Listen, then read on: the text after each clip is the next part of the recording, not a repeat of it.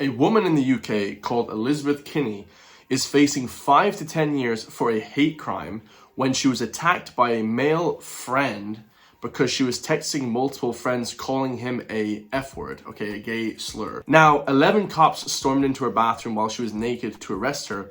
He was never charged for beating her up. Now she explains her full story on Piers Morgan. Piers Morgan says this sort of thing would never happen in the USA. And of course, this is going to be the whole of Europe soon, guys. The digital ID, the whole police state. You know, we need someone to come and actually help us in this country, guys. And hopefully we can push back as much as we can, defend our country. But this is just complete tyranny from head to toe in the UK. Before, who was convicted over her text messages, joins me in the studio now. Elizabeth, thank you for coming in and joining us today for this debate. Just first of all, just to clear up exactly what happened to you, explain to me and the viewers what went down. I was assaulted by a male acquaintance. And physically or sexually? Physically. Physically. It wasn't my ex-partner. It was a friend, okay. Like a group of friends. The female acquaintance that she was getting jealous over me because she started seeing my ex-partner. So she was trying to cause trouble for me, which ended up resulting in me getting attacked. After that, obviously, I went to the hospital and I sent her messages and pictures of my injuries, just to prove like what she'd caused. And obviously, I was very upset at the time. I'd had a inflammation on my brain. I had a skull fracture, which made me not really feel like myself at the time. I was very upset and I was very angry with what had happened to me, which made me say messages that I really wouldn't have said. So you sent her a load of messages. I mean, would you categorise them as abusive, highly abusive? It was more just to pointing to the fact that what had happened to me. I only just sent her pictures of my injuries, and obviously said why would you cause this much trouble for me and stuff, and make up lies and which now resulted in me being attacked. And she then reported you. Yeah. For what she said were harassing messages. Yeah, it was a 5-minute period of time. When I just... How did you feel when the police contacted you? Well, I was shocked. I didn't expect that. I mean... Because these are private text messages. Throughout my life, I've had messages with my friends and we've fallen out and we've said things that aren't very nice to each other, but you would never really expect that to go any further than that. I've heard 11 police officers turned up. Yeah. I mean, that's completely ridiculous. Yeah. So she sent a bad text to her friend because she has a fractured skull. Her skull got fractured. She could have died, guys. Okay, because her friend or, acquaintance hit her. So then she kind of verbally sent some mean texts, the mean tweets that the UK government arrests 12,000 people a year for. And then she gets arrested. The guy that assaults her, beat the hell out of, nothing happens to him. But then she goes to prison for this. I'd left my front door open. I was waiting for my dad to come to the house. I was actually in the bath. And they opened the door themselves. And just came in? And came in. And you're in the bath? Yeah. And what do they say to you? Well, I heard my name, which was one female out of the lot of them. And 10 male officers? Yeah. And then I heard my name and I thought, well, it might be my sister because it didn't sound like someone who was... Because obviously I was upstairs in the bath. And then they just come up the stairs and they didn't give me any privacy or anything. You were naked? Yes. How did that make you feel? Disgusted and really upset. I was crying my eyes out. And what did they say to you? What did they say they were there for? Well, I was just asking them, can they just leave the female officer and can they please go downstairs? As obviously I was upset and I had no clothes on, and they kind of wanted to watch me get changed, and I was very upset about that. In the end, they did send the males down the stairs and the female officer sat with me. I was crying my eyes out. I was really upset. And then I said, well, what are you even here for? Because I was shocked. I was in utter shock. And she said, for malicious communications. Hate crime. Hate and malicious communications. And I said, well, what for? And they said, we'll discuss that when we get to the police station. So you go to the station and then they outline that it's these messages you sent to this Yeah. a friend that you've had this argument with, all connected to the fact that you yourself, as you say, have been assaulted. I'm not going to get into that so much as one of the more inflammatory things about this whole story, which Tucker Carlson picked up on, was in the course of these text messages, you use the F word. We've already said what that word is. He repeated it many times. I choose not to say it. You can do what you like. But that word, did you intend it in the messages to be a derogatory, homophobic slur? Absolutely Because not. that is the alleged crime, is that you were promoting hate towards gay people by using that word.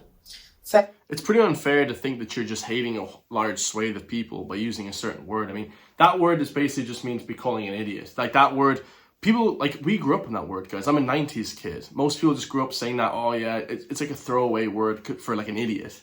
It doesn't mean actually to insult the gay community or anything like that, guys. First of all, a lot of my friends are gay. I am not homophobic in any way, shape or form. Yeah, of course. The word in question is a word that in our town where we live, we associate that word with somebody who were mainly males who hit females. Like, it's never a word for a sexuality. It's always a word where we live in our context, as in, like, basically a weak person. For instance, my brother's best friend got sent off the pitch in football last week because one of the guys fell over and, you know, he called him that name, but it was just a joke. But he got sent off the pitch because, but in our context, like, it just means like. And you got a heavier. I mean, in the end, you pleaded guilty. First of all, why did you plead guilty? My solicitor told me to. Right. And I've never been into trouble before, and I was really concerned about. You had no criminal record. No. Because the malicious communications offences, which is under which you were prosecuted, such as sending grossly offensive messages, can receive a hate crime sentence uplift if motivated by hostility towards a protected characteristic like race, religion, sexual orientation, or disability. So you got an uplifted sentence. They basically said you had committed a hate crime by using that F word. Yeah. Which, given that you had no intent to be homophobic with it, for the reasons you've outlined, just seems preposterous. Yeah. In a private text message to somebody. Unreal. I didn't even say it to the person. Who you were angry with because you had been assaulted. Yeah. So she didn't even say it to the guy. She just said it to a text of her friend. But how did they do it? Did they hack into her phone? They had Pegasus on her phone. They had tracking IP addresses. Like, how did they get that text message? That's bizarre stuff, guys. Has anything happened about the assault? When I was in the hospital, the police were called by the doctors and nurses, and everyone in question were arrested at that given point. Then I ended up getting arrested a week after that. That's bizarre. And what's happened with the... No one ever came back to me to discuss that. No one wanted statements from me. They were just obviously more... It seemed like they were more... There's been no concerned. prosecution? No. So the fact you were assaulted was deemed to be less serious, it would appear, than the fact you'd used this F word in communication, private communication with this woman you'd had a falling out with. Crazy. Yeah. Crazy. What do you feel about that? Very, very disheartened and upset. It's destroyed my character as a person. I've been a care assistant since I was 17, and I want to be a nurse. I like helping people. I want to save people's lives. I have got a good character. As obviously, I'm still working in my post now. My managers haven't let me go for the reason being they know me as a person. They stood by you. Everyone's got my back in this. So what reaction have you had from the community? I support her 100%. I support her saying those words. I support all that stuff, guys. I mean, it's just ridiculous, man. It's absolutely ridiculous. Everyone's having me back, and everyone's been so supportive. I mean, I've not heard one bad word said. The guy is an idiot. The guy should be in jail who assaulted her, broke her skull. This is great. This is just, the UK is finished. The UK is cooked, guys. About this whole, that everyone's just as disgusted as I am, how far it's got. I didn't even know it could be a crime. Yeah. Neither did In I. a private message, Neither did I. use language like that. I didn't even know that either. What do you think it says about free speech in this country? Well, it's not as heavy as it is in America, but I believe that... Actually, it's better in America.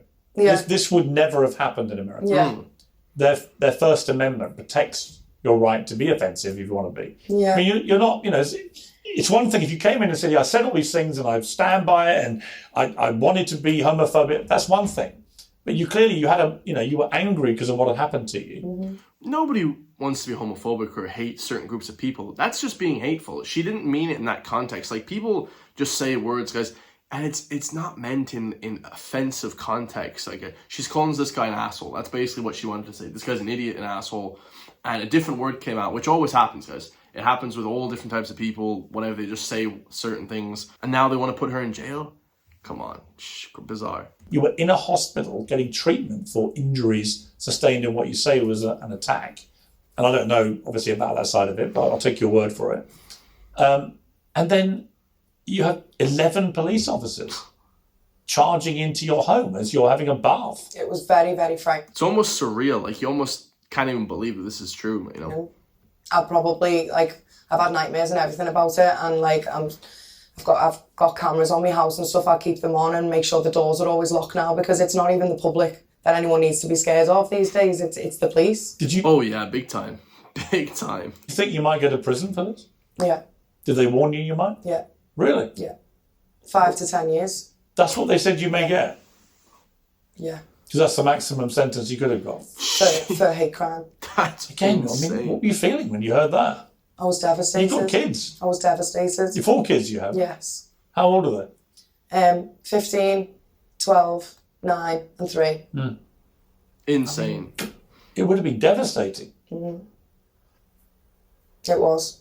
And it still is now, to be honest. Right. I mean, you end up, you're pretty guilty. You got a sentence to a 12-month community order with requirements. You undertook 72 hours of unpaid work and 10 rehabilitation activity days. Oh, bollocks to that. And you were ordered to pay £364 in costs, about $500. So you didn't go to prison in the end, which must have been a great relief. Yeah, of course. But the thing is, now she's guilty for a crime that she didn't even really mean to be offensive with. I mean, it's just disgusting. Look back on the whole thing, though. What do you feel about it? I feel upset. The fact that I feel like I'm scared to even. I'm even scared to say the word now. That's why I'm saying the word in question, because that I don't was Tucker know. Carlson's point, and the reason he kept saying it. I've known Tucker a long time. He wasn't saying it to be homophobic. He was saying it to make the point that he was in England and he didn't care about.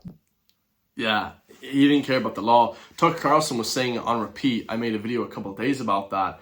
And he doesn't give a shit, guys. Like, that would never happen in the US. I'm pretty sure in Ireland that wouldn't happen either. You never know, though. We don't have hate speech laws yet.